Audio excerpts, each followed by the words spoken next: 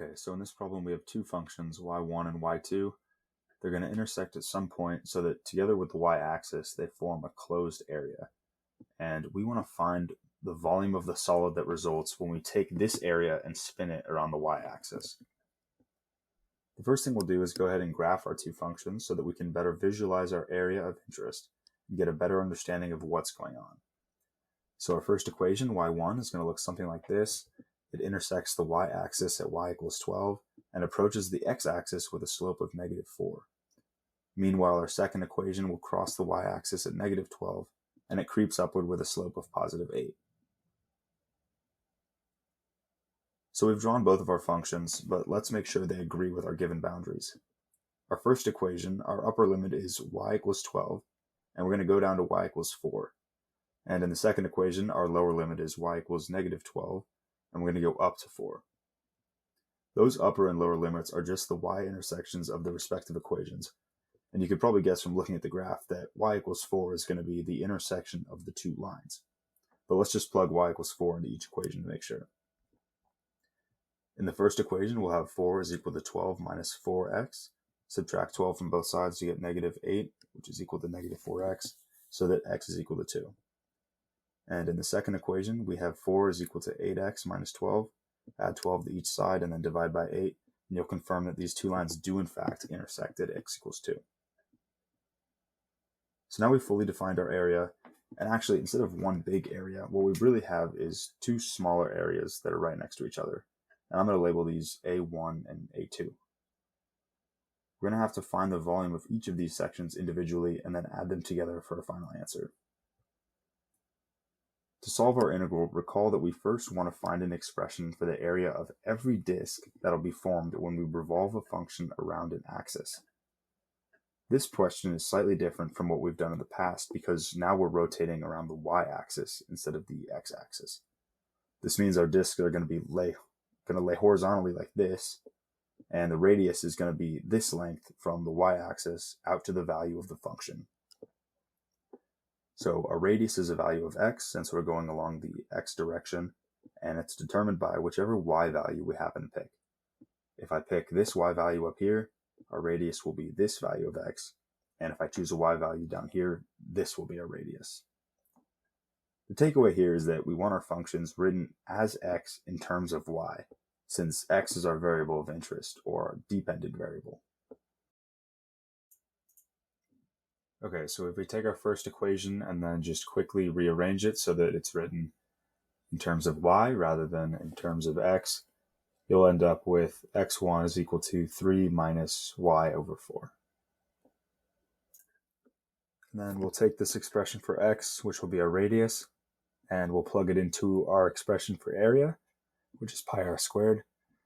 So we'll have pi times 3 minus y over 4 squared, which expands to pi times y squared over 16 minus 3y over 2 plus 9. Okay, so from here our work is pretty straightforward. We just want to integrate this area of our disk over our interval of interest. So I'll just write this in here. And then our interval of interest was from 4 to 12 for this first area.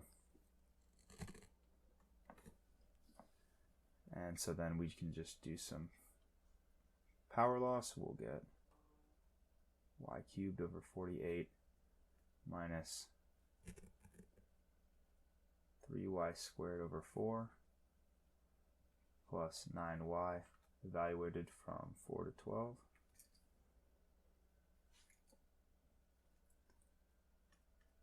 And that is going to give us pi times 36 minus 108 plus 108 minus pi times 64 over 48 minus 12 plus 36, which all simplifies down to 32 over 3 times pi.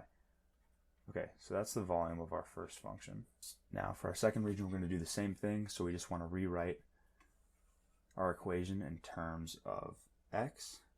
So we started with y is equal to 8x minus 12. We add 12 to both sides, and then divide by 8. So we get 1/8 y plus 4/3 is equal to x. That'll be our equation, our expression for the radius. So we plug that into our equation for area. We get pi times 1/8 y plus 4/3 squared. So our area is pi times y squared over 64 plus y over 3 plus 16 over 9. Okay, and so then this will be the expression that we're integrating over our region of interest for the second area. So let's go ahead and do that. V2 is going to be the integral from -12 to 4. Oops, pull out that pi right here. Y over 64 plus y over 3, this would be y squared, plus 16 over 9. Okay, so again, just some simple power rule. We get y cubed over 192 plus y squared over 6 plus 16 over 9y, pi right here, and evaluated from -12 to 4. Okay, so when we integrate on these bounds, we get pi times, this is 64 over 192 plus 16 over 6 plus 64 over 9 minus pi times, and I'm plugging in 4, get negative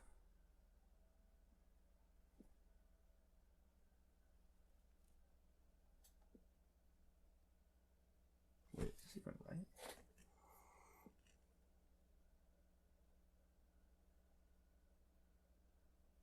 Oh, whoops. Sorry, plugging in -12. 1728 over 192 plus 24 minus 192 over 9.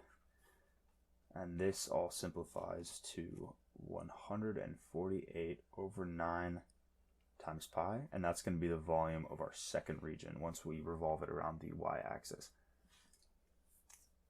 Okay, and then so that's pretty much it. So our final volume is just going to be V1 plus V2, which will be 32, whoops,